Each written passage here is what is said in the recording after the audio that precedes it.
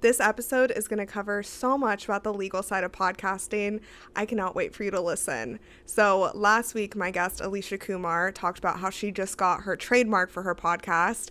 And so I thought you guys should know more about the legal side of podcasting. So I brought in my friend, Gordon Firemark. Gordon is literally the podcast lawyer, so there's no better person to talk about this. Now, in this episode, we're going over the basics of what you need to know about the legal side of podcasting, but there is so much more to it. If you have specific questions, make sure you go and check out Gordon's website and contact him there. He also has a ton of resources for podcasters, so make sure you go connect with him, and I hope you enjoy this episode.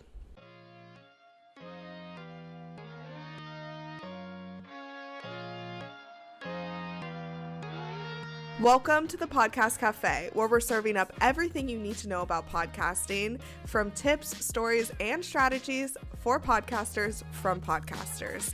I'm your host, Haley Hayhurst, the founder of Espresso Podcast Production, a full-service podcast agency helping business owners, creatives, and thought leaders launch and grow their shows. Whether you're just starting out or want to take your podcast to the next level, this is the place for you. Each week, we'll dive into practical tips, actionable strategies, and of course, stories from other podcasters so that you can build up a podcast that you love and that works for your business. So grab your coffee, get comfortable, and let's get started. Welcome to the Podcast Cafe. Hey, Gordon, I am so thrilled to be talking with you today in the Podcast Cafe. Thanks for joining me. Haley, it's great to be here. Thanks for having me.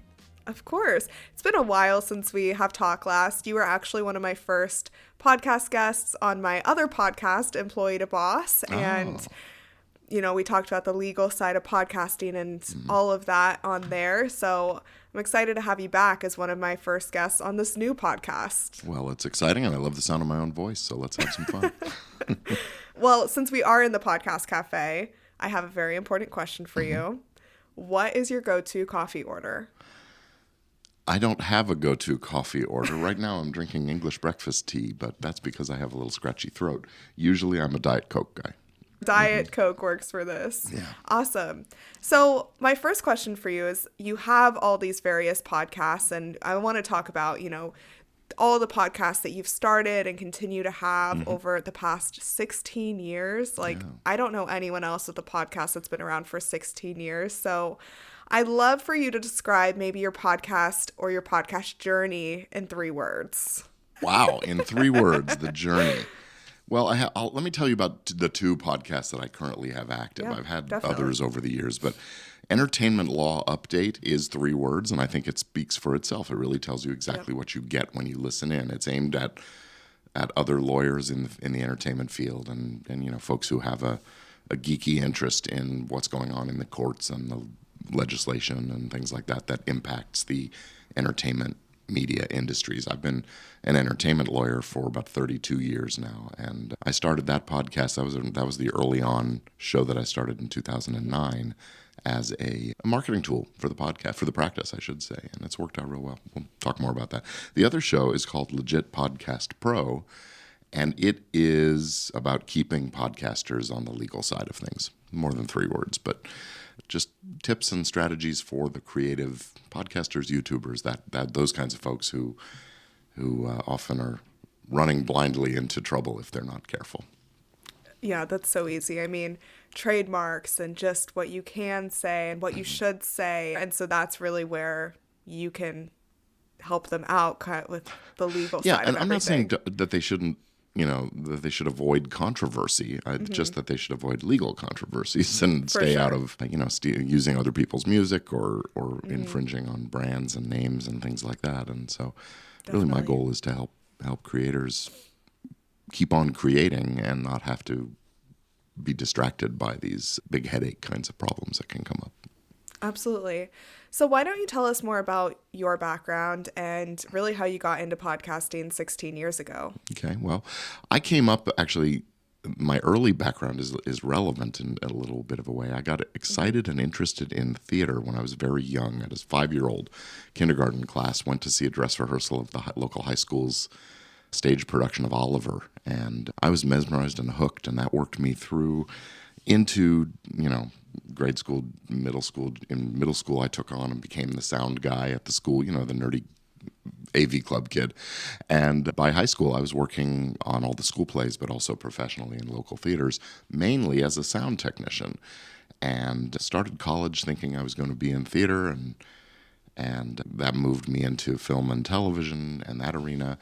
And really my aptitude for the legal and business side of things didn't really show its head until I was about a senior in college, and I had a professor pull me aside and say, "You should think about going to law school." And I thought that was hilarious. But a year or so later, the Writers Guild was on strike. I was trying to work in Hollywood, and there was no work. So, okay, I'll go to law school. And became a lawyer with a very clear intent of going into entertainment, which meant I was hard to employ, hard to find a job and that kind of thing. So I ended up hanging out my own shingle very quickly. I was only in practice for about a year when I left the job I was in, and I started seeing my own clients, and that's over 30 years ago now, 31 years. So about halfway through that, I started doing an email newsletter and a blog as a marketing strategy for my practice. And this is before blog was even a term that people used, but that database-driven website kind of thing. And even that it felt like a lot of work to write, constantly writing content and so on, and sort of being comfortable just talking. When I discovered this thing called podcasting, 2005, 2006, I thought, oh, that's interesting. And I started listening, of course. Got invited to be a guest on a few shows, and that clinched it. So this was going to be my strategy. Yeah. And what's kept you going for the past 16 years? I mean, like I was saying, I don't know any other podcasts that have been going consistently for 16 years. So really, how do you keep going with all of it? That's a great question. A lot of it is I'm just a stick-to-itiveness kind of a guy. Once I start something, I'm determined to see it through. And maybe not always in my best interest to stick with things. Sometimes you should quit when things aren't working. But for me, it's also fun, and it's sort of both a hobby and a business thing. And I think it makes me a better lawyer, keeping up with what's going on in the entertainment law world, and then sharing it with my colleagues through the podcast. It has positioned me really well. So every time I think about maybe stopping or maybe, suspending things for a while, I know it's too much fun. I'm going to keep going. So yeah.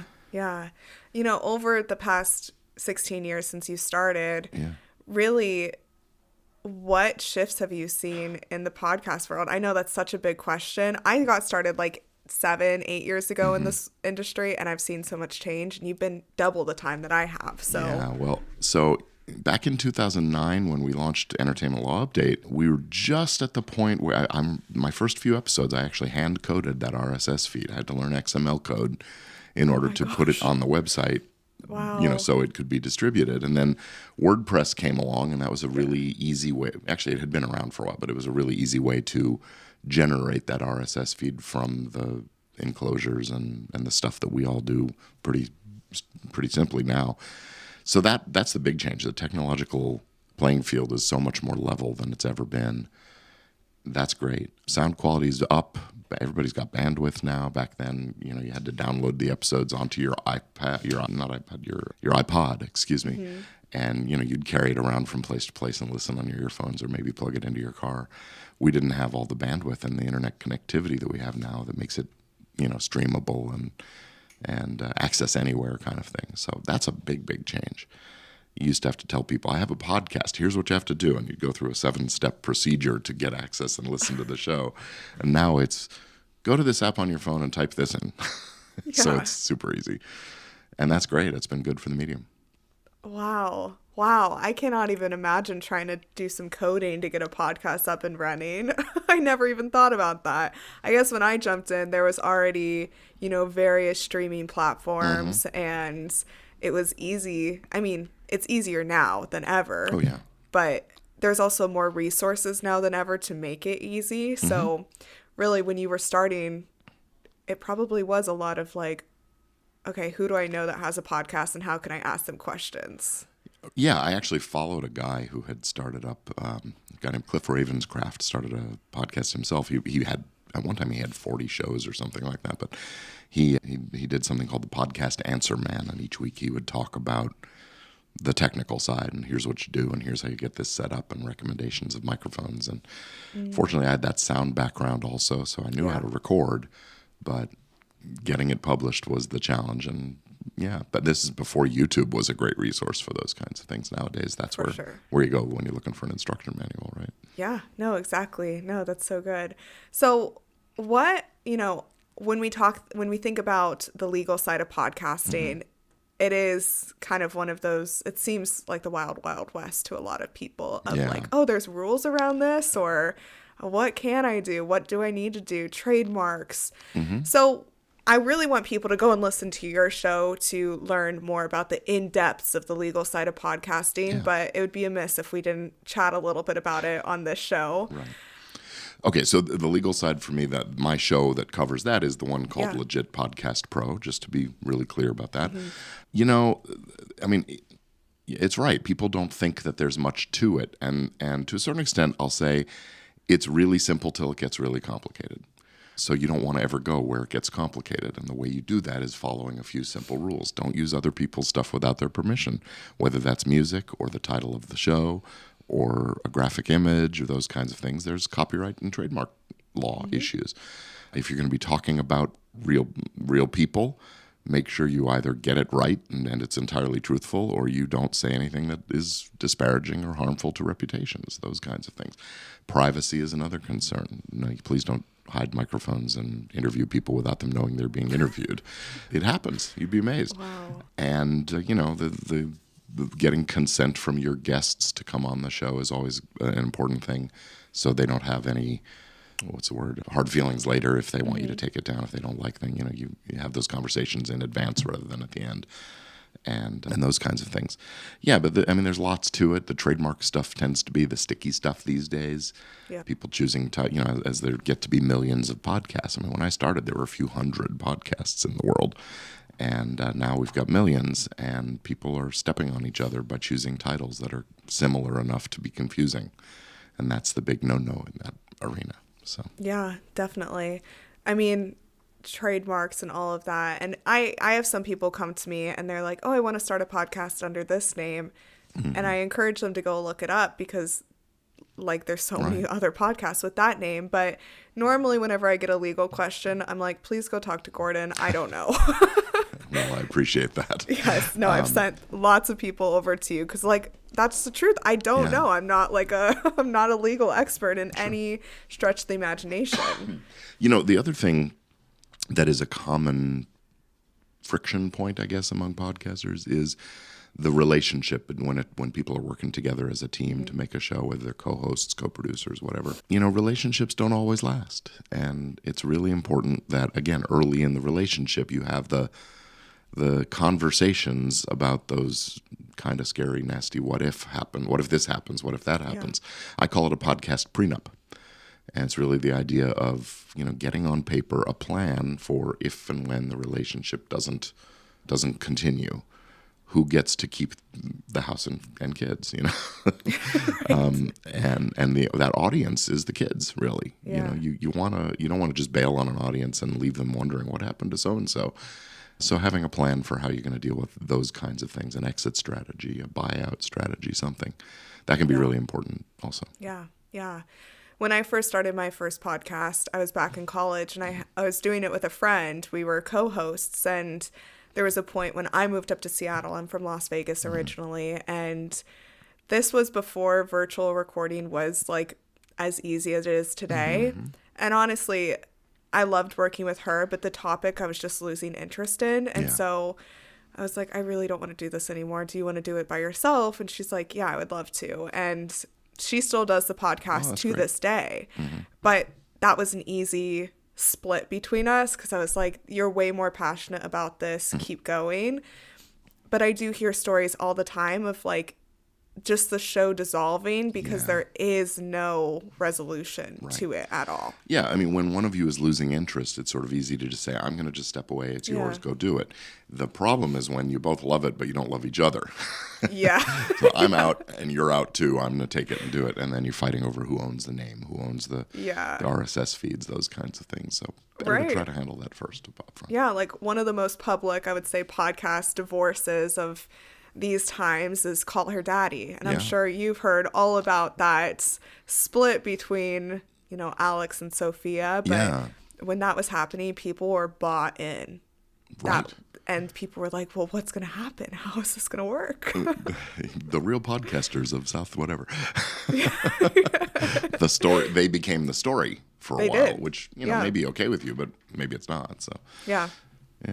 Interesting. No, so for anyone who's thinking of starting a podcast, go check out Gordon's resources. I mean, I always send people to your podcast release, guest release download, because it is important to have that. I've had clients before that record episodes and they're not as pre-recorded as I would like them to be. Right. And then a guest is like, actually, can you not release that? Or, and they have to because they don't want to. Well, I mean, they don't have to, but they're good people, so they do. Well, what do you do when you have a sponsorship commitment where you were supposed to put out an episode every week and then suddenly one's getting pulled from the rotation? Then maybe you're breaking your contract with your sponsor for that. They were expecting this promotion to happen at this time. So you want to make sure that you have that, like I said, like you said, that guest release, podcastrelease.com is the home for that. And it is really that consent to record and distribute and, basically a promise that they're not going to ask you to take it down. It doesn't mean you can't if you feel like it's the right thing to do, or you could get in and edit it, but you don't have to. Yeah. You don't want those decisions in the hands of your guests. You want them in your hands as the host. And that's really my big crusade is everybody should get their release signed. And it's a freebie. It's how you get into my universe and hear more about my stuff. So podcastrelease.com. Yeah. Okay, I'll put that in the show notes along with, the Legit Podcast Pro podcast, because there's a lot of value for all podcasters to go check that out and make sure that what they're doing is legal and legit, just like in your title. Yeah. I want to get back to, how you promote your podcast, because you have to, and you do have a leg up on the competition of other, podcasts about podcasting, because you do have this legal background and you do have these expertise, and it feeds directly into your offers. So there is a pretty clear through line of someone has a legal question, they land on your podcast, and then they're like, oh my God, he's the one that's going to help me with this. So can you talk about the promotion? Well, first off, let me say thank you for saying that. It's one of those things where when you're a solo business owner and you're out there doing this stuff, the feedback doesn't come that, oh, okay, so people do actually see that through line. It's working. So I appreciate that. Of course. How do I promote my, entertainment law update? When we first started, again, this was a new thing. We had to tell people what a podcast was before we could tell them about our podcast. And it was really a word of mouth game. I mean, my co-host and I were both active on Twitter, so we used that a lot. Again, 2008, 2009, 10, it was pretty early. But we knew there was a lot of lawyers, simpatico mindsets that were there, so we figured that was a good place to start. And we advertised paid ads in legal publications, legal newspapers and magazines here and there, especially when we had a good, really solid episode. We'd try to get people listening that way. But mostly word of mouth. Hey, Mom, tell all your friends, Yeah. I don't think my mom ever told any of them. To this day, I don't think she's ever listened to an episode of my shows. And it's not her interest area, so... Yeah. But yeah, with Legit Podcast Pro, it's a little different because I was doing some live video streaming on YouTube and Facebook before I started it as a podcast. And I really went from live stream to audio first live stream, I guess is how I'll describe it, where I sit here just like you're seeing me today, and I'm doing it live to camera, but I'm thinking of it as an audio recording. So I'm recording the content with the listener in mind, and then it just happens to be on YouTube as well. Well, YouTube has been great for discoverability. Yeah. It's one of the things that I think where podcasting is at a disadvantage is that there is no algorithm because there are so many different hosts and so many different syndications and different ways of getting a podcast to come to your listening world that there's no one place to find all the data about what else I might be interested in. If we could fix that in podcasting, I would say it'll be explosive. And YouTube is probably the way that happens right now. But we also, I have tried some paid advertising in that arena as well. There's an outfit, I'm not going to name names, but there's an outfit that you can, for a few $100 you can get a guaranteed number of impressions basically on other podcasts. And that's worked out pretty well. But for me, I would say one of the best ways to get more attention, more traffic to my show has been to go on other people's shows like this one, where your listeners may find something interesting that I said or find me amusing or laughable or whatever and want to sort of, okay, what's he going to do next? That kind of thing. Yeah. And that's how, it's slow. It's not, you can't expect to get 1 million people all at once. You just have to, hopefully you get 2 and they told 2 friends and so on and so on and so on. Exactly. And that's also the power of having like a niche podcast like yours is if someone has a question about the legal side of podcasting, they're like, oh, you have to listen to this podcast. Like it's the number one that I would recommend. And, another thing is just with the evolution of the podcast world, I find that a lot of people come to me and they're like, I didn't even know there were such things as podcast managers. Fair. Understandable if they're not in this world. But it's the same thing with you. I'm sure you hear, I had no idea that there was a lawyer for podcasts. Well, I count it as a blessing that there's really only a handful of us. Yeah. There was a time when I could say I was the only one. And having more of us means that there's more work for all us to do also. But that is definitely a thing. Another thing about the discoverability, I'll just say, YouTube and Google are so closely affiliated. I mean, they're owned by the same parent company. YouTube results show up in your Google results. And so I'm not saying you have to do complicated video, but having your show and the keywords and the descriptions on YouTube means that when people go looking for what do I do about this, or how do I get a music license for my podcast to use that AC/DC song, they're going to find me because I'm talking about that stuff on YouTube and also publishing it on my blogs and things like that. So it's really a sort of be everywhere kind of a strategy, I would say. Yeah. I noticed that you are really active in Facebook groups for podcasters as well. And I'm sure this goes and helps you when you're researching topics to talk about. I mean, people come to me all the time and they're like, how do I come up with episodes every single week? Like, how do I know topics to come up with every single week?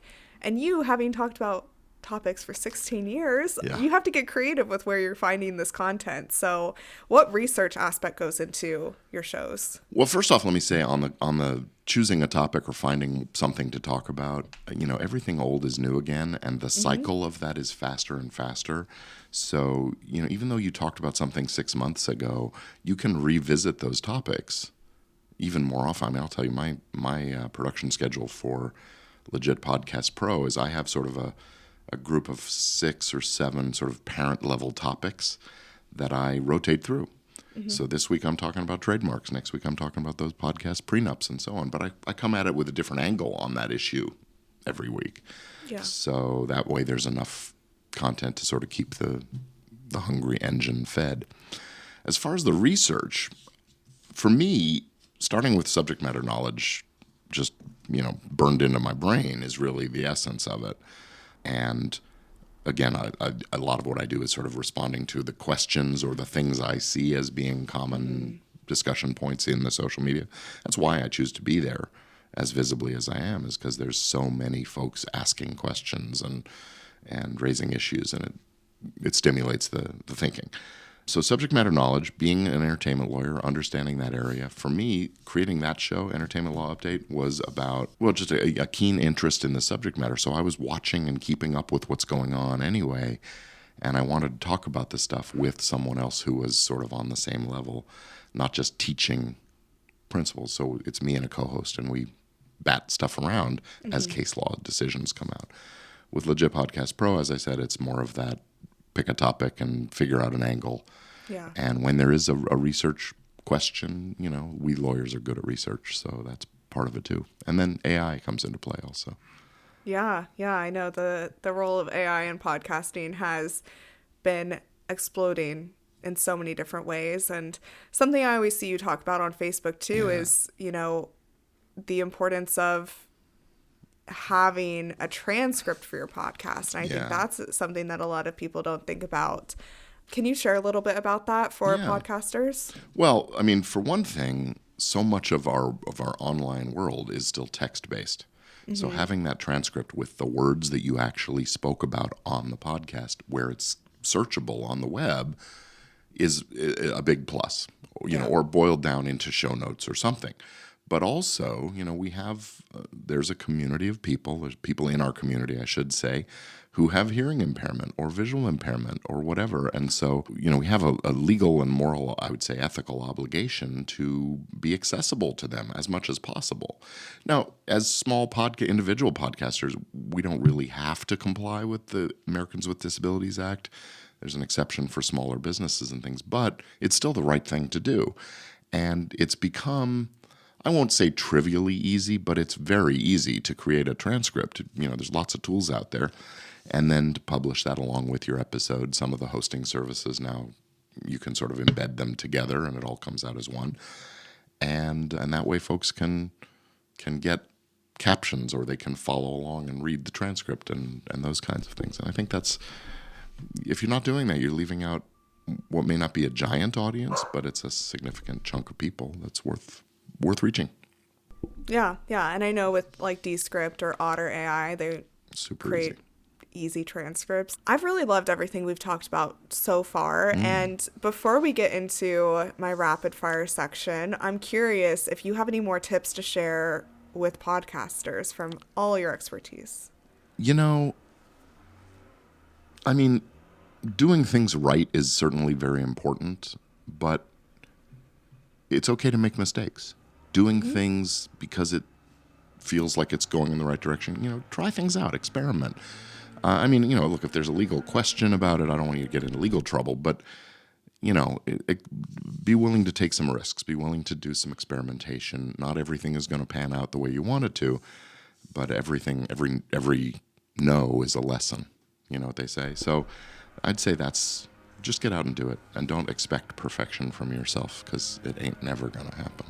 Yeah, that's so true. And I know when we think about podcasting, like reflecting back on your 16 years, like I'm sure there's been challenges that you've faced, and definitely more wins than that to outweigh the challenges. But I think that making the authenticity part of podcasting is so important, especially in a time now that so many people are starting. And if you look on Instagram, there's influencers everywhere, and they seem like they have the picture perfect life, and it's just not how it is. So are there any challenges that you want to share that you've overcome through podcasting? Well, for a while there, I struggled with the imposter syndrome, the feeling of who am I to be teaching other lawyers about this stuff, but I've managed to overcome that one, mostly just ego, probably. Other challenges, growing the shows. It's always a challenge, and trying to figure out what's working and what's not. And I'll say the answer to most of that is listening to the audience, asking questions, doing surveys, asking for feedback. Those are important. How did you hear about us is a great question to ask. And sometimes that surprising answer. I have a friend who has become a friend who came to me because he was following an influencer, and he asked her a question. And she said, I don't know, but there's this guy, Gordon. You should talk to him. And this guy, Mike, and I have now it's been 8 or 9 years. We've been close friends. It started as a mentor-mentee relationship, and now we are business partners and working on an online course and coaching program together and things. So, every adversity is also an opportunity. I guess that's my takeaway. That's really great advice. Thank you so much for sharing those. So I'm excited to get into this rapid fire section with you. The first one is, what is the first podcast you ever listened to? I was thinking about this. I think it has to be This Week in Tech with Leo Laporte when he first launched it, which was him and Patrick Norton sitting around doing what they used to do on TV. So that's awesome. I love that. I like hearing what people, their first intro to podcasting, because I think that has a big impact on us as podcasters. So my second one is, what is your favorite podcast genre to listen to besides your own?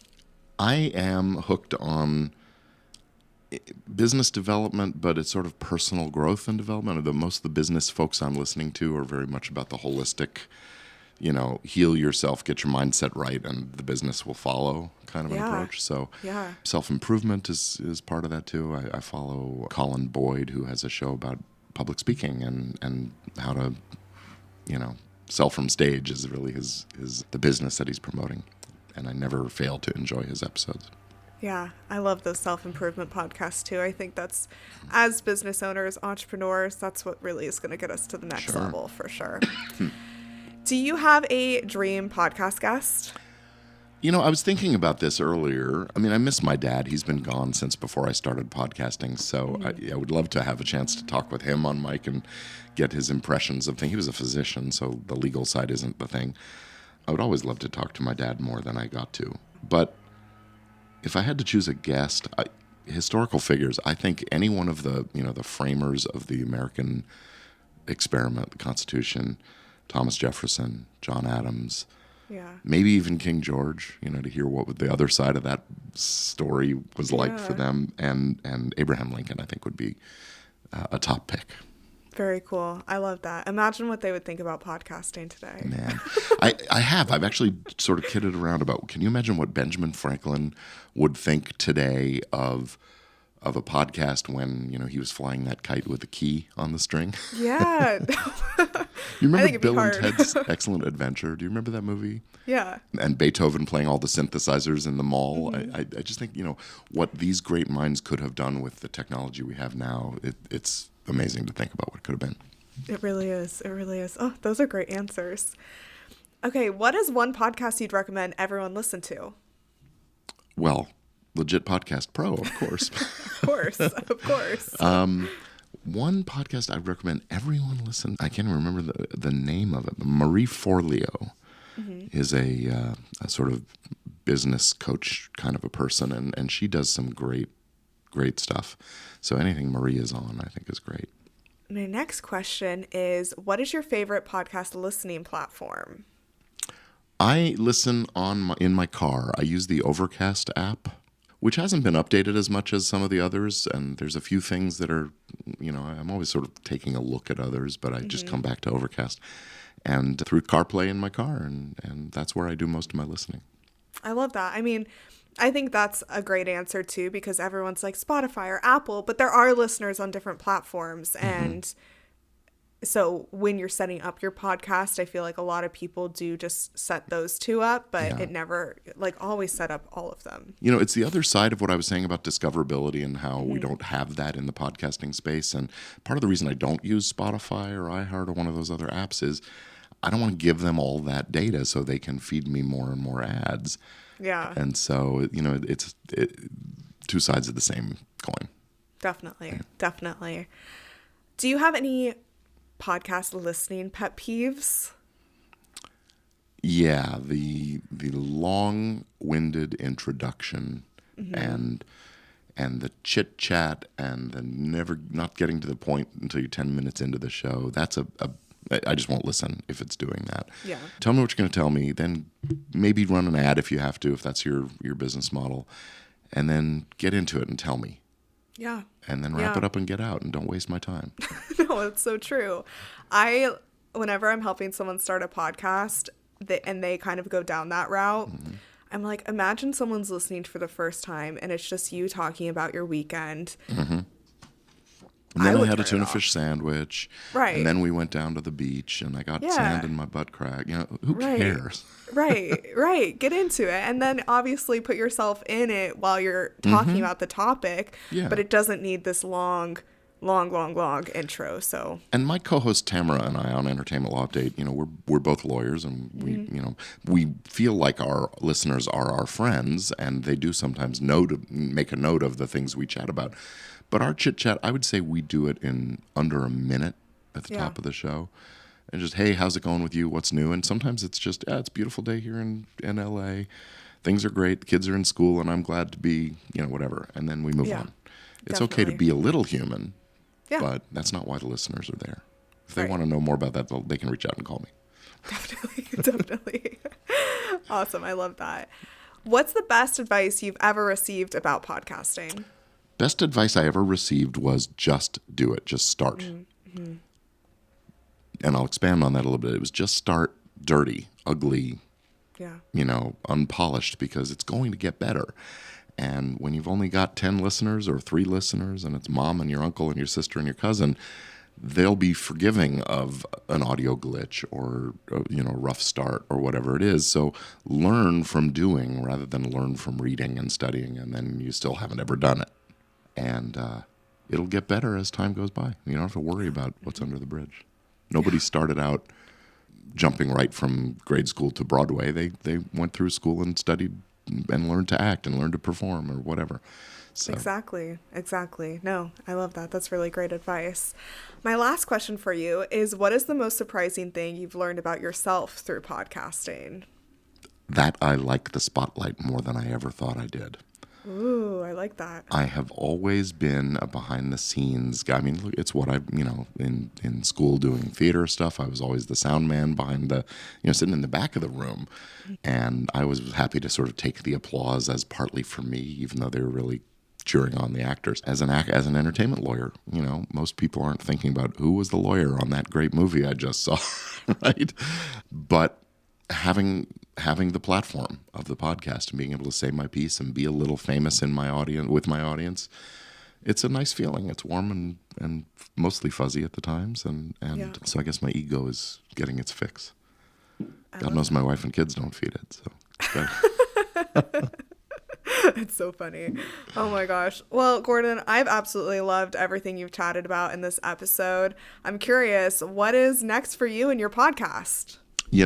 Most of my podcasts have always been sort of directed at capturing attention and driving traffic to my products, either my law practice, position me as an expert, or I offer a course and templates and things like that for podcasters called Easy Legal for Podcasters. And I've built a whole brand called Easy Legal Products or Easy Legal Brands. And so I'm thinking there may be another podcast starting that's more for the digital course creator, entrepreneur kind of folks. And, many of the principles are the same, but people think of themselves in whatever particular category they're in. So I'll probably be doing something aimed at the entrepreneurs. Oh, I love that. And I think that is so needed because I've seen the conversation around this a lot more recently because people can make any claims that they want online of, download this course, it'll make you $1 million. Right. And then they download it like a $17 course. Obviously, that's probably not going to make you $1 million. So I've seen the call for more regulation around claims lately. So I'd be really interested in hearing all about that in a new podcast for sure. I will keep my eyes on that and we'll see what we can come up with. Definitely. Well, thank you so much for joining me. Where's the best place for the audience to come and connect with you? I would say, GordonFiremark.com is sort of a clearinghouse for all of my products and things like that. But if you're just wanting to hear more of what I'm talking about and things, then find Legit Podcast Pro either in your podcast app or on YouTube. Search for me on YouTube. You'll find plenty. Perfect. I'll put all those links in the show notes, and I'll continue sending everyone who asks me legal questions over to you. I am grateful for this connection. And definitely, I'm just like, go talk to Gordon. Just go talk to Gordon. Love it. That's great. Thank you. Yeah, thanks so much for joining me today. My pleasure. Thank you so much for joining me in the Podcast Cafe. I hope you're leaving with fresh ideas and inspiration to take your podcast to the next level. Remember, podcasting is a journey and you don't have to do it alone. I'm here to help you every step of the way. Let's connect. Be sure you follow me on Instagram at Espresso Podcast Production or visit espressopodcastproduction.com for more tips, resources, and behind-the-scenes insights. I'd love to hear about your podcasting journey. If you've enjoyed today's episode, make sure you hit subscribe so you never miss an episode. And if you're feeling extra generous, I'd love it if you could leave me a review on Apple Podcasts or Spotify. It helps more podcasters just like you find the show. Until next time, Grab your coffee, keep creating, and I'll see you back here in the Podcast Cafe.